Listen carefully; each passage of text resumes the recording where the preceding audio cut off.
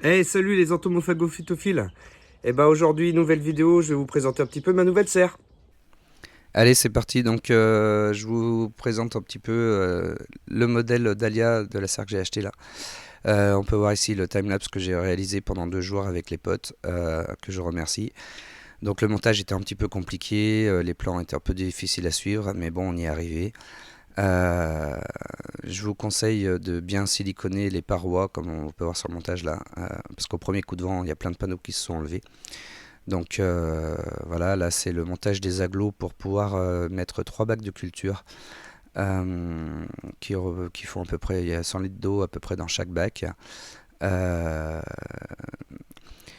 Là voilà, avec une structure en bois et après le montage d'une bâche PVC d'un millimètre d'épaisseur. Et puis voilà, le plaçage des plantes et le montage fini, donc ça donne ça. La serre est super sympa, elle fait 13 mètres carrés. À l'extérieur, voilà, j'ai mis un petit peu un espace de division de Sarracenia. Et puis à droite, mon espace de semis avec les hybridations que je peux faire.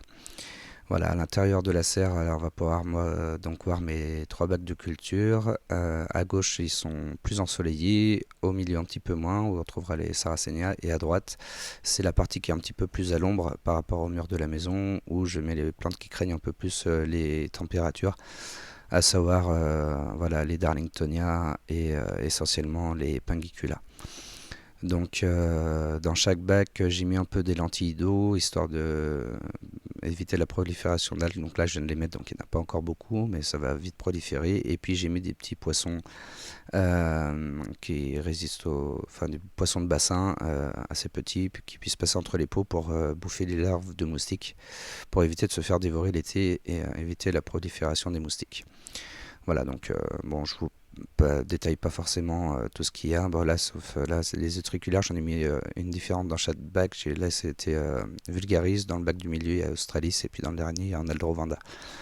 Je reviendrai plus en détail sur la présentation un petit peu des plantes. Là, c'est vraiment pour faire un petit tour rapide euh, de la serre Nénuphora que j'ai divisée, avec un petit espace de travail, voilà, pour que je puisse faire voilà, mes rempotages, mes divisions tranquillement, avec ma potée de Darlingtonia qui est passée dans un pack un peu plus gros et blanc, avec une petite Pangicula macroceras au milieu, de la sphène rouge pour faire un petit truc sympa.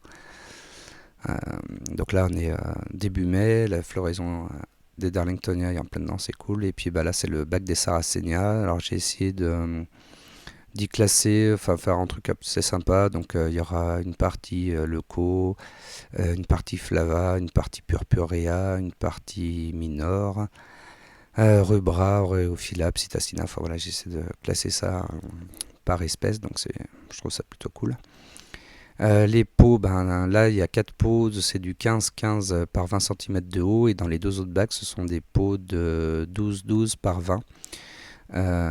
Donc là, les pots avant, c'était pour les Drosera par exemple, c'était du 6 par 6. Donc là, on est passé par du 12 par 12 et puis en plus profond, donc 20 cm. Donc ça va vraiment leur permettre de vraiment s'éclater au niveau racinaire et faire des belles plantes. Euh, Là, il y a un petit drosophyllum avec la culture du double pot. Euh, Pareil, je reviendrai dessus, sachant que j'avais déjà fait une vidéo là-dessus. Voilà, donc là ce sont les Drosera subtropicaux, on va dire. Puis après il y aura les Drosera tempérés, là c'est avec Hercule, qui est super chouette ça, cette année, incroyable. Voilà, sinon ben je suis très content de cette serre, j'ai gagné en place, les plantes aussi, donc c'est vraiment très cool. Voilà, des petits conseils, si vous devez prendre une serre comme ça, voilà, faut vraiment prévoir le temps, prévoir du monde. Et voilà, là j'ai mis des bacs qui sont à ma hauteur, comme ça c'est plus facile pour les observer. Euh, la culture, bah, elle est en sphène morte, mais ça j'avais déjà présenté dans d'autres vidéos. Sauf là, bien sûr, pour les Drosera miniatures. Avec une culture classique en mélange tourbe et sable 50-50. Un petit espace avec les dionnées, et puis encore un petit peu de place, donc ça c'est cool parce qu'on va pouvoir compléter un petit peu tout ça avec Auto 9 225 qui est juste incroyable. Celui-là, la taille des pièges est super, enfin, très satisfaisant. Voilà, bah, j'espère que cette vidéo vous aura plu. J'en referai d'autres au courant de l'année. Et puis à très bientôt.